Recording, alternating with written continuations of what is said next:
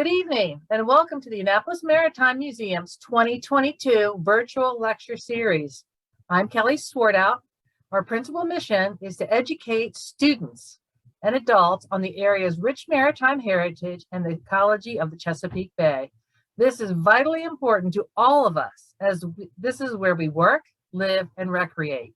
Tonight's lecture helps us fulfill that mission. Many of you attending tonight are members, and I want to personally thank you for all your support and special contributions that have allowed us to grow and work through special projects such as the museum renovation and to successfully recover from the devastating flood that we experienced in 2021.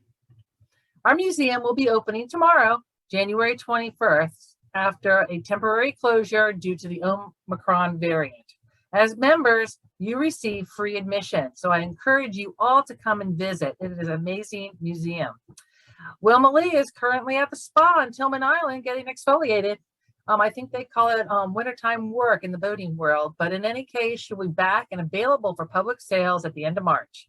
And again, as a member, you are entitled to discounts on all cruises. So I encourage you to go out on a cruise this year on the Wilma Lee. You will enjoy it. Our educational center across the creek at the Ellen O. Moyer Park is offering camp opportunities, including Schools Out Camp and our popular summer camp. Registration is now open. So if you're a parent, grandparent, aunt, or uncle, register the kids for an amazing camp experience this summer. Before we begin, please take a moment to look at the bottom of your webinar screen. You will see a Q&A button. Please submit any questions you have for our speaker through this feature during the lecture.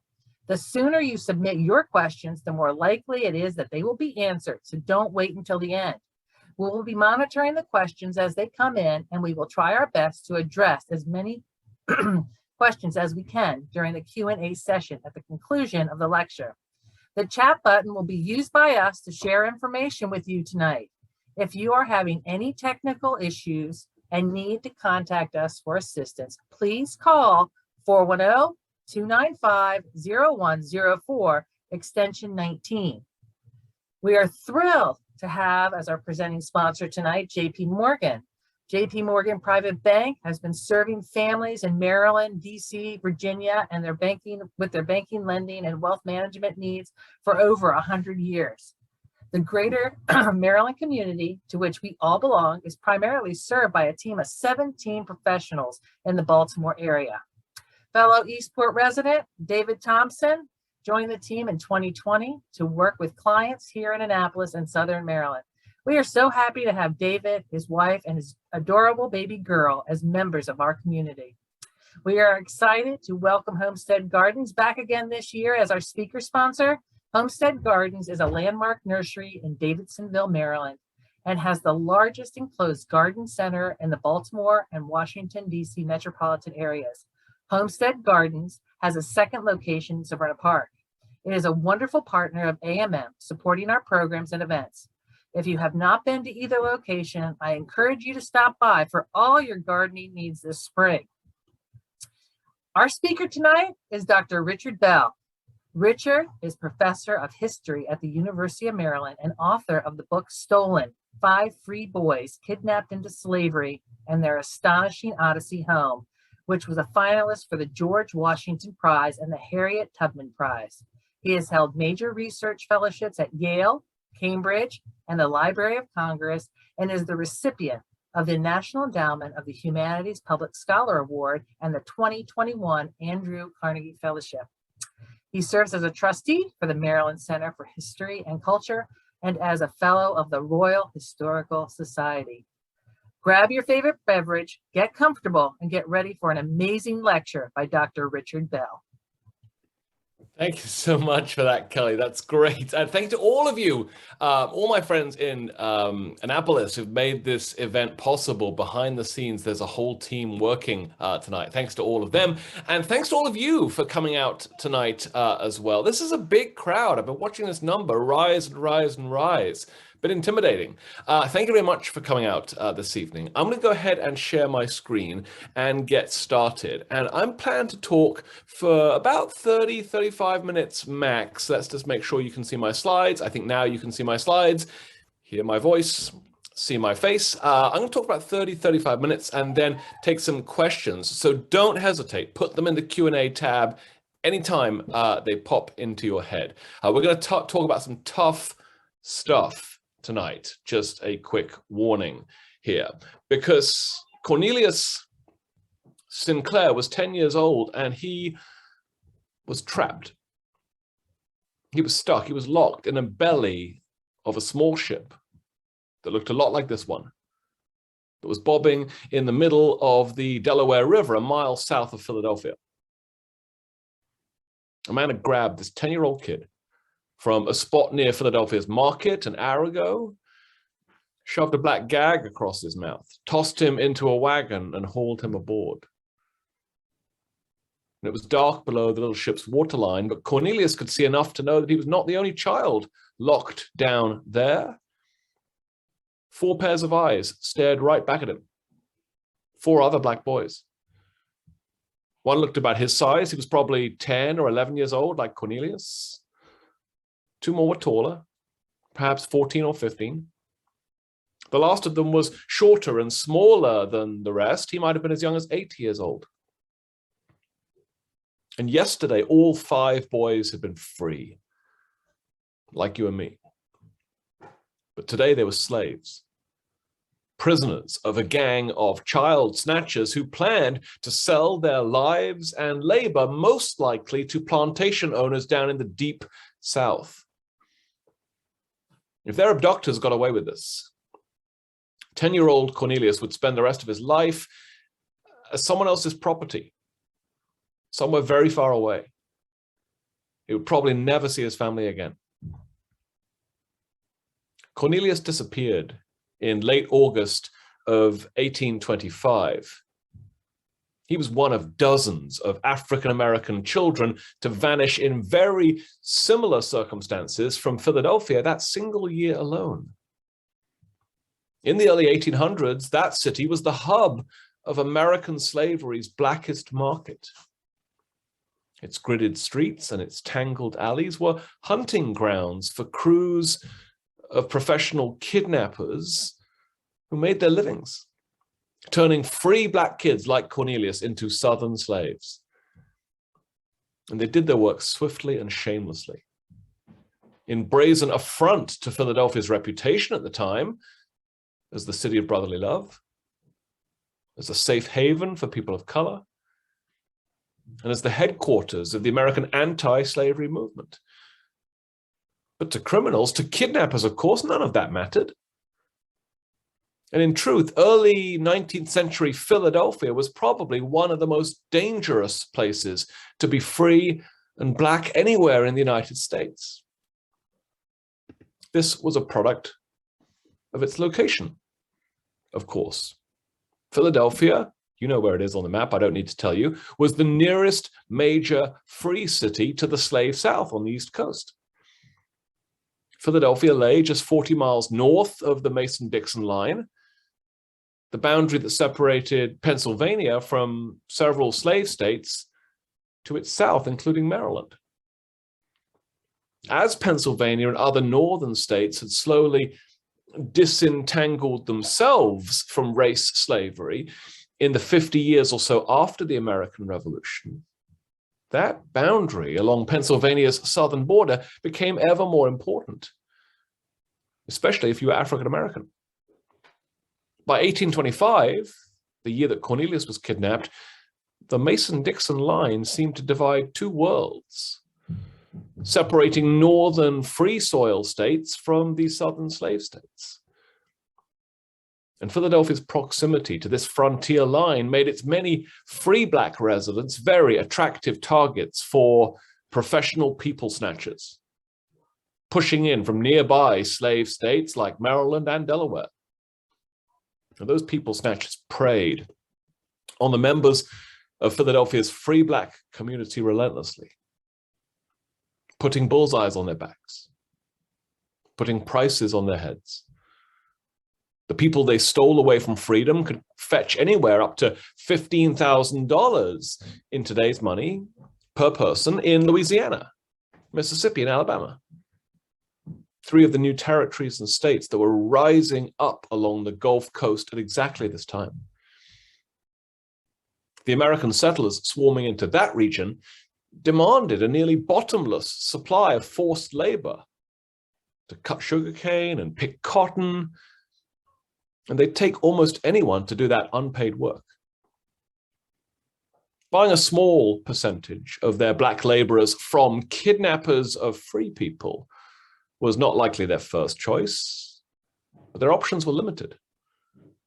Planters down there in the Deep South had been forced to look to American sources for their manpower needs ever since 1808, the year that lawmakers in Washington had passed legislation outlawing any further imports of black people from Africa or the Caribbean for the purposes of enslaving them here.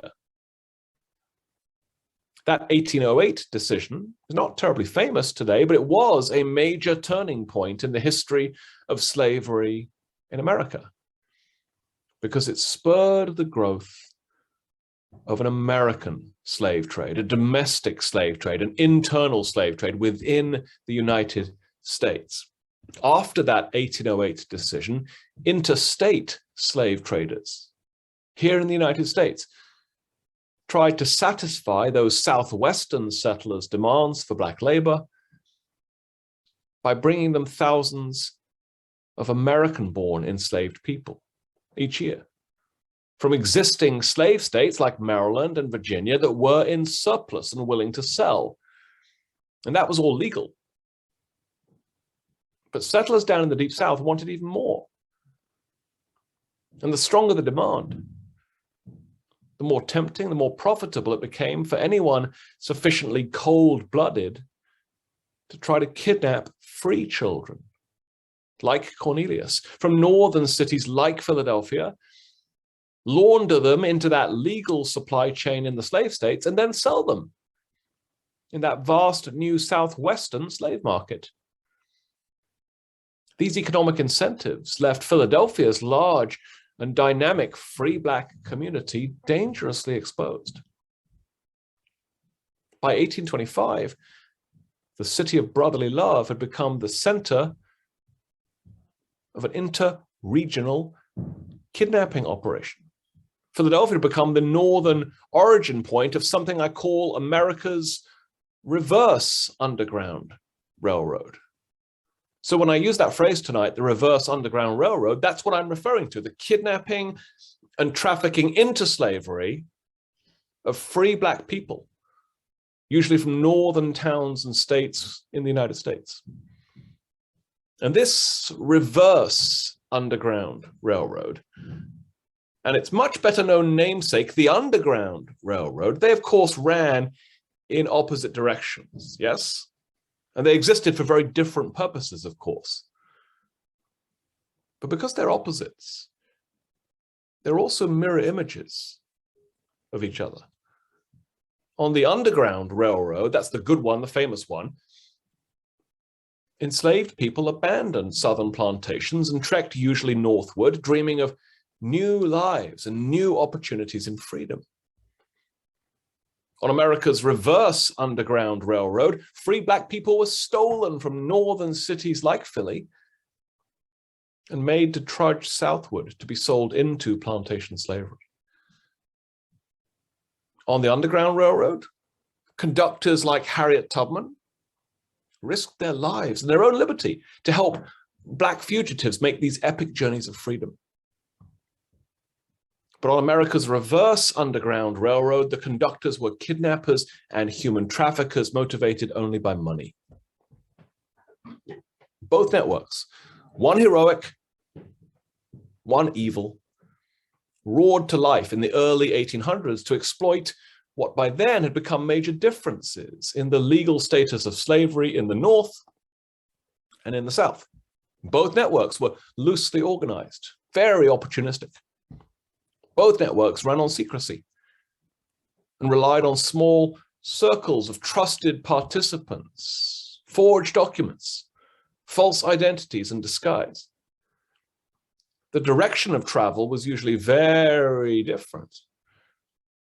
But the routes, taken by freedom seekers going north and victims of kidnapping made to go south, the routes were largely the same, and they might even have passed one another on certain roads from time to time. And what's more, the volume of traffic on these two metaphorical railroads was roughly the same size. Each year, each one carried hundreds of Black adults and children across state lines, some towards freedom, some towards slavery. Most Americans know quite a lot about the Underground Railroad, which is wonderful. Historians have, after all, spent decades studying the strategies and the tactics that Harriet Tubman and her fellow conductors and station agents used to help freedom seekers escape from slavery. Their achievements now command our attention.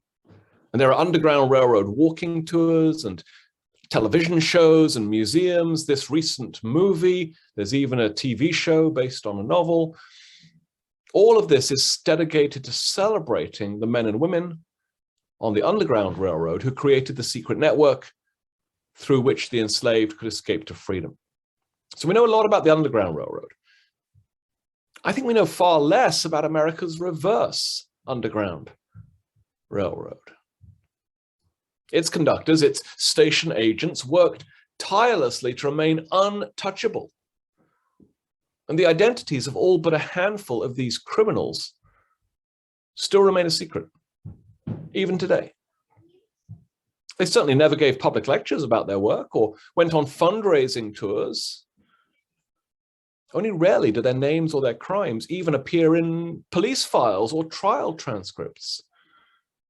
That low profile in surviving legal sources, the result of the years they spent in the shadows, protected by bribes, corruption, and too much indifference and apathy among ordinary Americans who knew what they were doing but did nothing to stop it. Unlike legal interstate slave traders, who sometimes donated their papers to Southern colleges and historical societies, the outlaws who built America's reverse Underground Railroad left no business records, no bundles of private letters for historians to read or examine. Kidnappers don't write memoirs. They didn't pose for paintings or photographs either, leaving journalists and activists at the time to guess, as you see here, as to what they might have looked like. But despite all that secrecy and invisibility, as I argue in my new book, Stolen, these professional kidnappers nonetheless left their mark everywhere on 19th century America. If we think not just about Philadelphia, where the true story I tell in Stolen begins, but about every major town or city with a free Black population, so that could be New York, Boston, Baltimore, Richmond.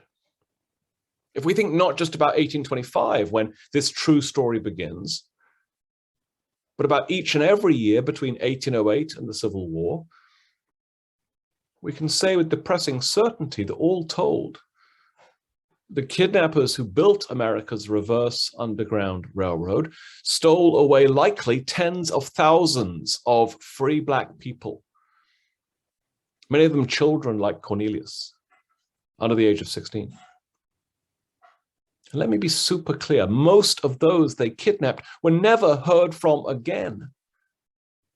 Their families and friends searched frantically, lobbied and petitioned and advertised, waited in earnest for news, but usually nothing came. Free Black people in northern cities like Philly had few white allies in this period of American history, beyond the meager ranks of a handful of Quaker-led anti-slavery societies. What's more, white employers openly discriminated against African-American job applicants, and white city constables generally ignored people of color's complaints and turned a blind eye to most white-on-black street violence. So when children like Cornelius went missing, their parents could hardly ever persuade mayors or magistrates or policemen to get involved, to do something. It was rarer still for anyone to be able to gather enough evidence to issue arrest warrants, search property, or interrogate suspects. And even then, experienced members of these many different kidnapping crews knew exactly what to do and what to say to talk their way out of trouble and to get back to work.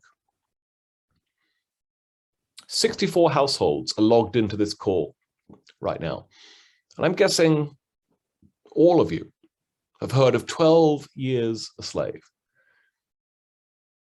As you'll remember, 12 Years a Slave was the name of a movie based on a memoir written by a guy named Solomon Northup, who was one of the tens of thousands of victims of America's reverse Underground Railroad.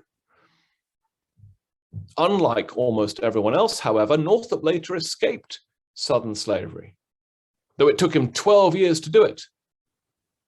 But he did it, and he returned home, and then he wrote about it all. And in that memoir, 12 Years a Slave, which he wrote in 1853, Northup explains what riding America's reverse Underground Railroad was like for him. He explains how a pair of well-dressed white con men lured him into New York City from his home upstate in 1841. And at the time, Northup was a well-educated and prosperous musician in his mid-30s. And in Manhattan, they wined him and dined him. And if you remember the movie, they drugged him. And then they sold him to an interstate slave trader in Washington, D.C. Northup was soon forced onto a slave ship bound for New Orleans. And there he was sold in one of that city's infamous slave showrooms to a planter who then put him to work in his cane fields. In 2013, that Oscar-winning film, based on Northup's extraordinary autobiography, drew overdue attention to his horrific ordeal. But both the memoir and the movie offer distorted, perhaps misleading views of the people whom the agents of America's reverse Underground Railroad typically targeted, and how those agents usually made their money. It turns out, folks, that Northup's experience on America's reverse Underground Railroad was not at all typical of everyone else's. Its kidnappers rarely approached highly literate, middle-aged men like Northup. No. They preferred instead to lure away poorly educated street kids with tricks that could swiftly separate them from their families. Very few of their captives traveled by ship to New Orleans either. Instead, kidnappers forced most boys and girls to trek southward on foot in small, specialized overland convoys known as coffles. And their prisoners rarely ended up in showrooms or on the auction block. They were vastly more likely to be sold off in ones and twos along the way, in furtive all-cash deals, to hard-up buyers in the interior of Mississippi or Alabama, to men who wanted to buy more slaves, but who were too cheap to pay big city New Orleans slave prices. All of that was what was typical. And all of that is almost exactly what happened to Cornelius Sinclair, one of the 5 central figures in my book, Stolen. In August of 1825, Cornelius and Sam and Enos and Alex and Joe fell into the hands of 19th century America's most fearsome gang of kidnappers. Their captors hustled them onto a ship just outside Philadelphia, which of course is in the top right of this map. Their captors warehoused them for a while in a pair of safe houses down on the Delaware-Maryland line, just above the word Nanticoke at the bottom of your screen. And I'd be happy to talk in a lot more detail about the Chesapeake dimensions of this story in Q&A. But it keeps going, because then these captors march them onwards, beyond the Chesapeake Bay, in fact, halfway across this vast continent towards the Deep South, where they tried to sell all 5 free children as slaves. It was a soul-destroying journey. It's a journey of 2 million human steps. In the interest of time today, I'm going to pass over the journey. And likewise, I'm under strict instructions from the publisher to pass over much of the book's extraordinary second half, in which we learn that some, but not all, of these 5 boys make a miraculous escape and begin the astonishing Odyssey home to Philadelphia, referred to in the book's subtitle. All I can say here is that what Cornelius and Sam and Enos and Alex and Joe made happen next was indeed astonishing. Astonishing to them and astonishing to me. It would involve, over the next few years, 2 murders, 3 exhumations of dead bodies from the grave, an escape, a recapture, a suicide, a race riot, a lawsuit, the nation's first most wanted list, and America's largest manhunt so far. Instead of spilling all the beans, let me just quickly note that the full story of what did happen next has never before been told. And for understandable reasons, of course. Cornelius was a kid at the time. He came from a hard-up family that was not the sort to leave behind many traces in libraries and archives. And that's a problem, of course, because this is a true story. It's history. And historians need sources, lots of them, to reconstruct past lives in ways that are fair and true. And the stories and the struggles of the many Americans who do not leave behind rich troves of papers or diaries or letters often remain untold and unstudied as a result of the lack of readily available sources. So what to do? Well, to reconstruct Cornelius's journey along America's reverse underground railroad, I began by wringing what I could from a small packet of letters written to or from the mayor of Philadelphia, a man who belatedly wades into this story, and from coverage of Cornelius's case in a single anti-slavery magazine. To be clear, historians have known about these modest sources for some time, but on their own, they turn out to be too few and too thin to sustain a whole book-length reconstruction of this astonishing odyssey into and out of slavery. So, of course, I had to go looking elsewhere. I had to go digging around in any archive I could find for scraps of information that, when put together, could help flesh this all out. And along the way, there's been a lot of days spent finding nothing at all, looking for needles in haystacks, but only finding hay. Ultimately, though, I do think it's been worth it. Over 6 years of research for this book, I unearthed dozens and dozens of needles in those haystacks. New sources about this case buried within 35 archives in 14 states. Many of those archives, of course, in Maryland, including in Annapolis at the state archives. Among the things I found were the handwritten notes of a trial that took place in Tuscaloosa, Alabama. A trial which would decide the fate of one of these boys, the fate of Cornelius, actually. I also discovered something I thought couldn't exist. I found a pair of letters in which one of his kidnappers names his accomplices and describes their roles in this case. An astonishing find. But most affectingly of all, at least for me, I found this. It's a missing persons ad put in a local paper by Cornelius's father. It's short, so I can read it to you. It says, "Boy lost. The subscriber's son, Cornelius Sinclair, a colored boy, about 11 years old, left his friends yesterday. And as he had no cause and had never before absented himself, it's feared he's been seduced away by some evil-minded person. My son is a very dark-skinned, mixed-race lad. He's pretty stout built. He's got thin, long fingers. His eyes are weak. His left eye is smaller than his right. Any person hearing of my son will confer a favor on his afflicted parents by giving any information to my employer at this address, Joseph Sinclair.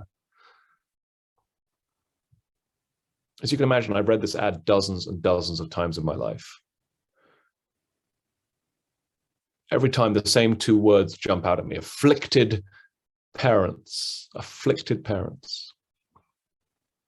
I have an 8-year-old and a 5-year-old in the next room. You've probably heard them in the background. The thought that my children could be taken away from me and there's nothing I could do except place an ad and hope someone's seen something. That just rips at me in a really basic, primal way. Afflicted parents. It's the understatement of the 19th century.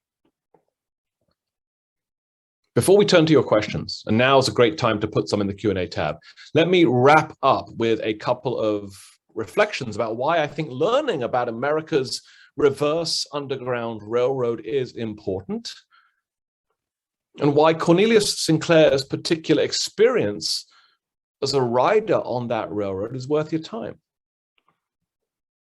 To begin with, I would argue forcefully that Black lives have always mattered.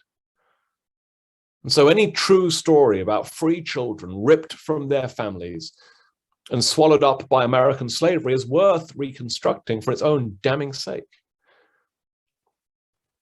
But the remarkable ordeal that Cornelius and his 4 fellow captives endured also demands our attention for many other reasons. For one thing, it serves as a pointed reminder that in the decades before the Civil War, child snatching was heartbreakingly frequent in major towns and cities, and that Black freedom was achingly fragile. It demonstrates, too, the important role that this grotesque trade in kidnapped free people played in accelerating the spread of American slavery into the Deep South over the same period. Now, as I said, I'm not allowed to spill all the beans about the book's astonishing second half or tell you exactly what happened to Cornelius after he was kidnapped and trafficked into Alabama. But I will drop a few big hints. And I will say here that the dogged efforts of all those involved in trying to save him and the 4 other boys from the horrors of slavery in the Southwest would have profound consequences. The rescue efforts of parents and allies and the aftermath of their campaign would radicalize Black communities across the Free Soil states, inspiring African Americans to embrace bold new tactics in the cause of their own self-defense and mutual protection. And their efforts would reshape the rest of the American anti-slavery movement as well. It would encourage white abolitionists, like the 2 white women who wrote this children's anti-slavery alphabet, to focus the Northern reading public's attention on the suffering of Black families, forcibly separated by kidnappers, slave catchers, slave traders, by slavery itself. But most immediately, outrage over the abduction of these 5 boys would force lawmakers in Pennsylvania to pass a tough new anti-kidnapping measure known as a personal liberty law. This 1826 Pennsylvania personal liberty law would enrage Southerners and slaveholders more so than any other state law passed before the Civil War. And it set in motion a chain of court challenges and political retaliations against it that culminated in the passage through Congress of the Fugitive Slave Act of 1850, a pro-slavery abomination that put this country on a collision course with civil war. To conclude, Cornelius Sinclair's experience as a rider on America's reverse Underground Railroad was the result of the meeting of massive economic and political forces. And what happened to him, and the things that he and the other boys made happen next, would, as I've just suggested, usher in a new chapter in the history of slavery and freedom in the United States. But that lasting legacy must not be allowed to obscure the urgent stakes of his particular story. A 10-year-old boy and 4 other free children were dragged into slavery in 1825. They would have to fight like hell to try to escape.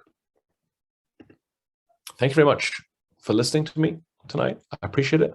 I'm looking forward to some of your comments and your questions. And with the permission of the museum, I've put up some information about the book on the screen here, the different ways you can get it. I should add to this your local library, of course.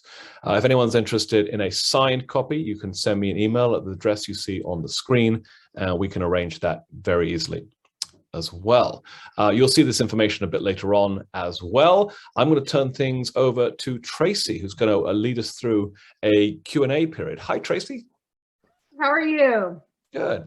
All right, made it through. Thank you, Dr. Bell. It was a very engaging and thought-provoking presentation. And I, for one, look forward to reading your book. But I noticed some folks in the question and answer have actually already read your book. And they have some questions related to that. So I encourage folks, if you have a question, please go down to the question and answer section of the Zoom screen and type in your question, and we will pass that on to Dr. Bell. The first question is from Amy, and she comments that Cornelius's life chronicled in your book from age 10 to 22 was truly fascinating to read about. Often we learn more about the pre-Civil War, yet not so much about what occurred during the pre-Civil War, time frame, and not enough written about how children and young adults were treated. As an educator yourself, do you feel enough is being taught on this subject? Thanks, Amy, so much for that question. It's in some ways, it's a bit of a softball, right? Because, of course, as an educator, I always want people to learn more. That's my whole reason for being and getting up in the morning, every morning, right? So there's always more work to be done. But I will say that that's a good insight, Amy, that the lives of children, the lives of young people are, I think, underused in our classrooms as a way to help today's young people think about people who lived a long time ago, who can seem so different, so divorced, so distant from who we are now. But to put yourself in the eyes of a child your own age can sometimes help bridge that gap. I didn't write this book with that in mind, but I really hope that one of the collateral benefits of this book is that it continues to find its way into the hands of, 8th, 9th, 10th, 11th, 12th grade college students who find something that resonates with their own lives, with the hopes and dreams of these young boys, these 5 boys, age 8 to, I think, 15 when this began. But I will say that, one of the reasons why there's been relatively little popular scholarship on young people in this period is because young people in that time didn't leave behind them nearly as many sources as adults do. And when you compound that with the fact that these children are African-American, that they've been denied educational opportunities for the most part, as Amy may know, Cornelius is the only one of them who's educated enough to read or write, but the other 4 haven't had that privilege. It puts real limitations on the number of textual sources that young people like them leave behind. This story is an exceptional story in lots of ways because of what happens to them and because of how they try to extricate themselves from it, but all their contemporaries, all the boys and girls they would have known growing up, most of them are invisible to us today in the surviving archives because of the literacy problem and the discrimination against subjects in history who are not rich and white, who didn't have access to those sorts of opportunities to leave traces, to leave a mark, if you will. But great question, Amy. Thanks so much. We also have a comment from Constance, who enjoyed your presentation and has read your book and listened to another lecture from Historic Annapolis, and she wants to give you some kudos for another lovely presentation. That is so nice, Constance. Thanks so much. I appreciate it. Another attendee who's anonymous has a very good question. It says, what role did the Quakers in Philadelphia area play in combating the reverse Underground Railroad? And there were many established Quaker groups in that area at that time and before. So what role did the Quakers play at that point? Yeah, this is such a great audience. These are great questions. Keep them coming. Absolutely right. Quakers loom large in the history of Pennsylvania. We all know that William Penn, the founder of Pennsylvania, was a Quaker, and one of his purposes is to set up a Quaker-run colony, which can be a sort of haven for religious dissent and toleration. And many Quakers end up in Pennsylvania. In Philadelphia, they are sort of the merchant elite, the economic elite, and also the political elite for a long period. In fact, the mayor of Philadelphia in the 1820s is, I think, the last Quaker mayor of Philadelphia, but one of a long string of Quaker mayors. And more significant for this story is the fact that by the 1820s, we're starting to see pockets of organized anti-slavery organizations and activity pop up in some places. And Philadelphia is one of the first places. And it happens because there's a large free Black population who need help in Philadelphia, but it also happens because Philadelphia is home to a lot of Quakers. And the Quakers are the first Christian denomination to come out against slavery decisively. That takes them a long time. There'd been plenty of Quakers who owned slaves back in the 1600s, but by the mid-1700s, they have pushed those people out and they've said, we are an anti-slavery church. And so that leads them to be at the vanguard of white activism against slavery. And so in the 1770s, a group of Pennsylvania Quakers in Philly actually formed the first American anti-slavery organization, run by Quakers basically, and dominated by Quakers for a long time. And that organization is called the Pennsylvania Anti-Slavery Society, the PAS, will be a major player in trying to help victims of kidnapping be reunited with their families. And the Pennsylvania Abolition Society, this private group run by many Quakers, is a big part of this particular story of how some of these boys eventually get free. So read the book for more on this, but you're absolutely right that Quakers can and do loom large in attempts to help Black people in distress in this place and this time. Excellent. Another question from Tina says, how was the kidnapping of Blacks affected by the laws which limited the admissibility of the Black witnesses' testimony against a white defendant? Yeah, Tina's obviously knows a lot about this already, I can tell from the question, but that's absolutely right, Tina. So there are laws on the books in every state of the Union that says kidnapping is illegal, that you're not allowed to do it. You're not permitted by law to kidnap people, whether they be Black or white, in Massachusetts, in Pennsylvania, in Maryland, Mississippi. It's illegal to kidnap people.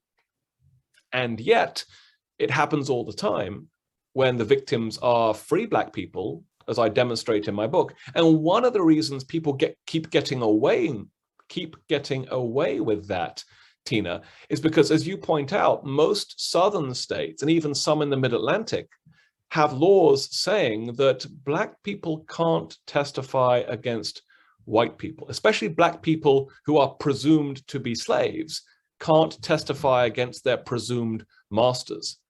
So if you've been kidnapped into slavery, you can't really protest without a lot of extra help, usually from white, sympathetic, wealthy people who've for some reason chosen to help you. And that really stymies the number of victims of kidnapping who ever get their day in court. And so that's one of the many reasons why I said that most victims of kidnapping are never heard from again. They're taken from the streets of northern or mid-Atlantic cities, and they don't come back.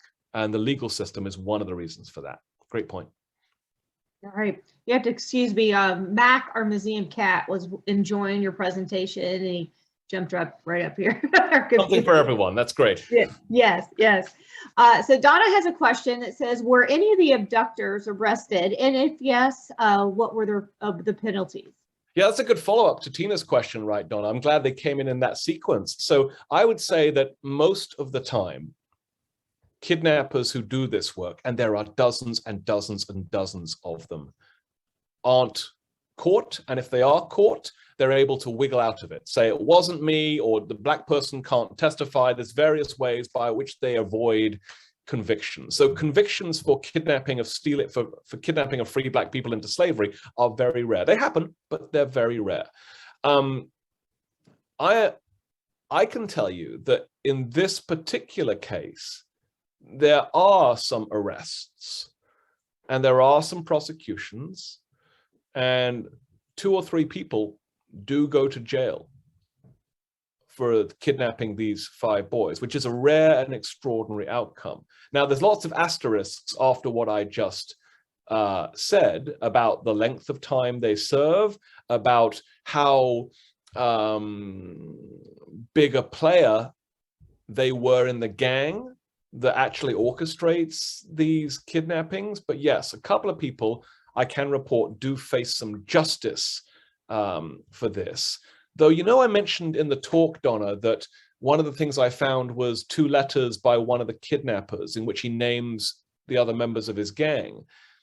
Let me tell you that those 2 letters are written from prison after he's been convicted, when he's serving prison time, and he writes them to the governor of Pennsylvania as a way to plead for clemency, for an early release. So there's lots of asterisks there, and I won't tell you whether or not he achieves an early release. Go read the book.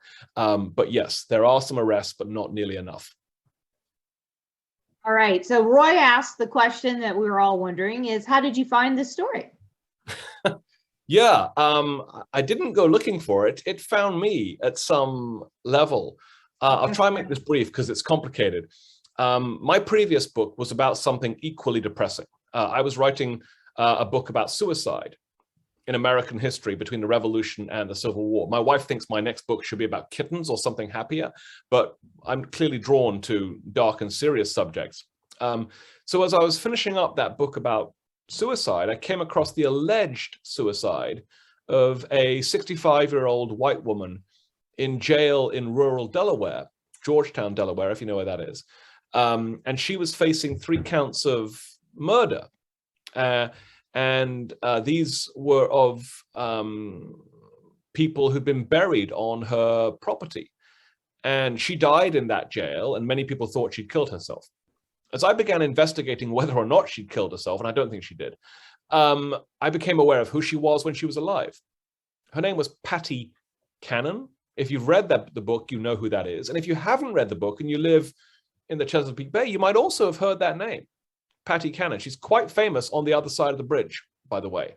Patty Cannon in her lifetime was the most infamous, most notorious, and one of the most active kidnappers of free black people anywhere in the United States. And she was the co-leader of a gang, the Cannon-Johnson gang, with her son-in-law, that did this over and over and over again. And her gang is the gang responsible for kidnapping these 5 boys from Philadelphia in 1825. And I would just say, Roy, that when I discovered her, I had no idea that kidnapping of free black people was as common as it was, or that gangs did this for livings, and there were gangs like this all over the United States. I thought that what happened to Solomon Northup in 12 Years a Slave was unusual, was rare, was a one-off, was bad luck, and that is wrong. And so as I began to dig into all the different kidnappings she'd been responsible for, I started to zero in on this particular one, which has this unusual ending. But I was so aware of how much I did not know about this phenomenon. And so I sort of wrote this book to educate myself about the reverse Underground Railroad. And then, of course, to share my findings with as many people who would listen to me talk or read the book as possible, because I definitely think it's important. All right, wonderful. And I just want to put a plug in. We're on our museum Facebook page. We are going to be doing Mac Monday, so you can learn way more about Mac, who was walking across my desk, that lives here at the museum and works on our mouse population that comes into the building. So that's great. So Sylvia had another question and said, how did the kidnappers explain why they were leading these people south, especially before the Fugitive Slave Act? Yeah, it sounds like Sylvia's pretty well informed as well. And of course, the context here is that whether we're talking about the 1820s or the 1830s or 40s or 50s, there are lots of convoys of Black people leaving our region, which I'm going to call the Mid-Atlantic region, and heading to the Deep South, many of them on foot in convoys led by men with guns.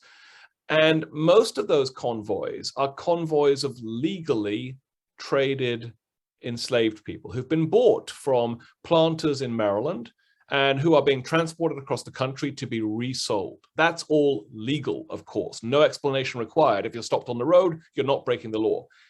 And so these kidnappers, of course, what they want is to spirit people away from free soil and get them in a chain of people in a Maryland or a North Carolina or a Tennessee, where they can easily be mistaken for a convoy of legally traded people.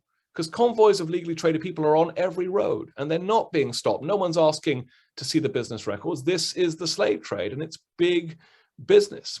And the kidnappers on the reverse Underground Railroad try their mightiest to be mistaken for legal slave traders. That's by and large how they get away with this. Right.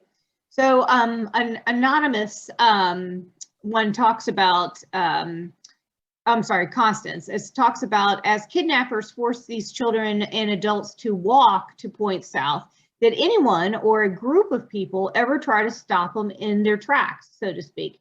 Were they any rescued to your knowledge?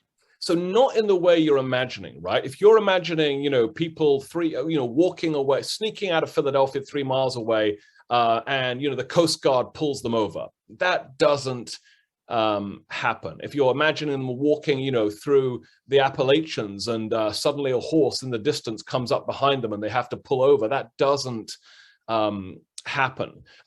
There's really only two ways in which this thing gets interrupted. It gets interrupted when it begins, that someone sees a kidnapping and actually gets off their couch and does something to stop it, which is sadly very rare, but does happen.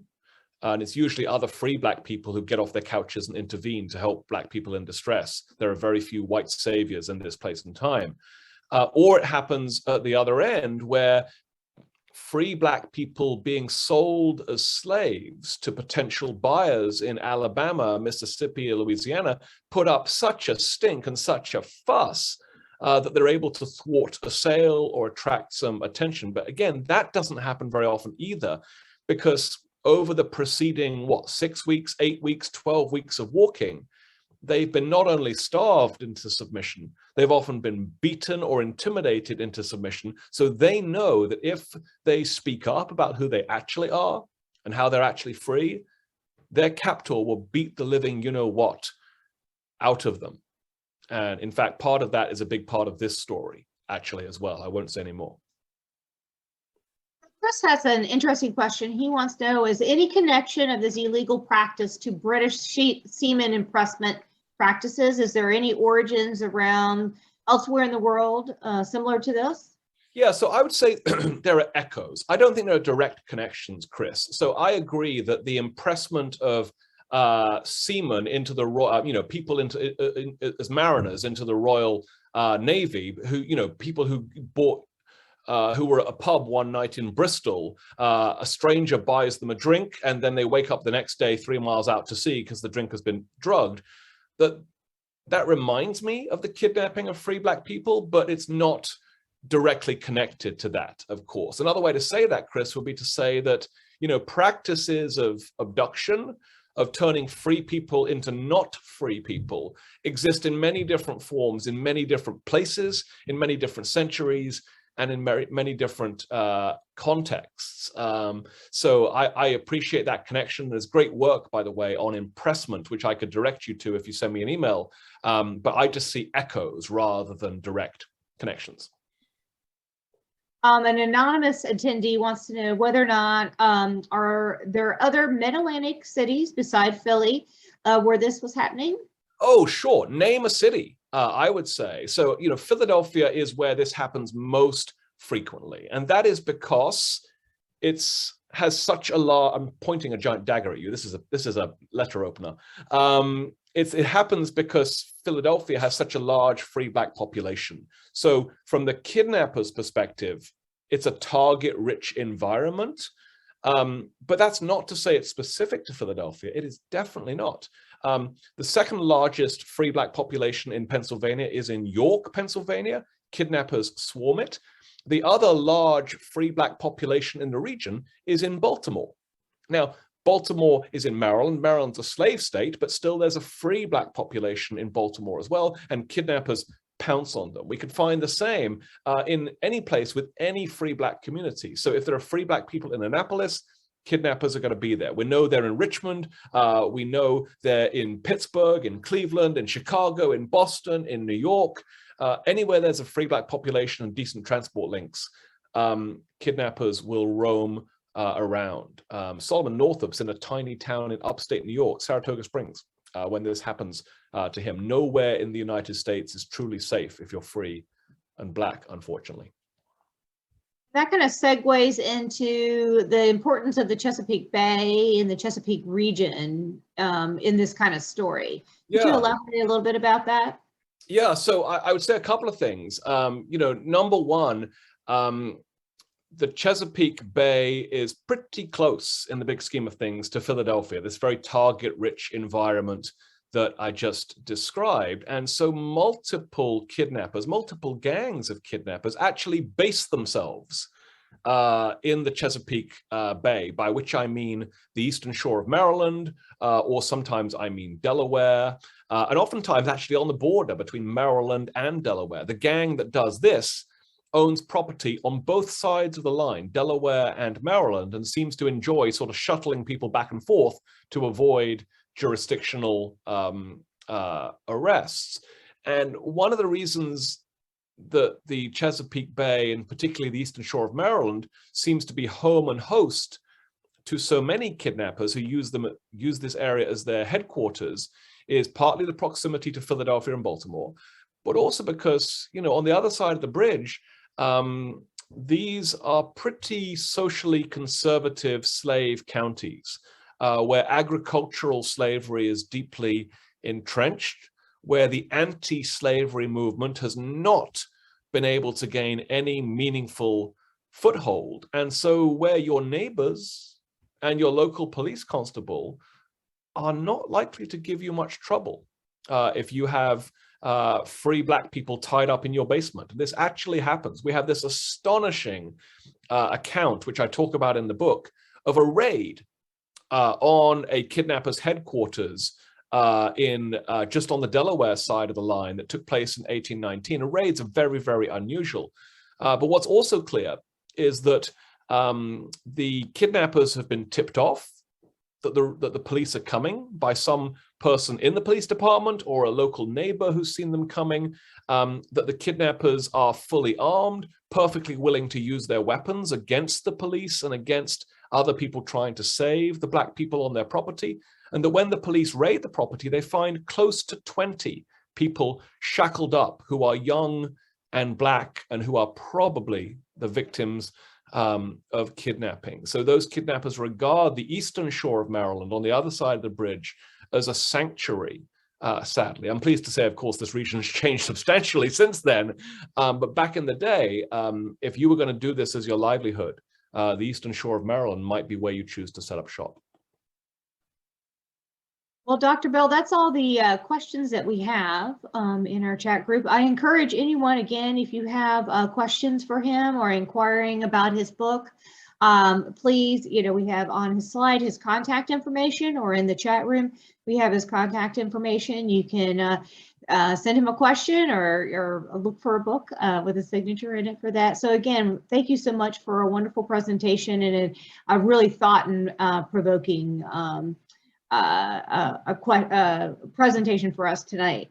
I also like to thank everyone who attended the program and enjoyed this wonderful presentation. We also like to thank our sponsors, who are JP Morgan and the Homestead Gardens, and Mac, our cat, who's coming after me again. So we hope you enjoyed the presentation. Enough to join us again next Thursday at 7 o'clock for another presentation called The Sixth Great Extinction: Devastating Wildlife and All of Biodiversity by Gerald Weingrad, and a little different topic about the ecology of the region. So we hope we can see you then. In the chat area will also be a link to sign up to this presentation, or you can go to the Annapolis Maritime Museum website. So again, thank you for joining us. We hope you enjoyed the presentation, and we'll hope to see you next week.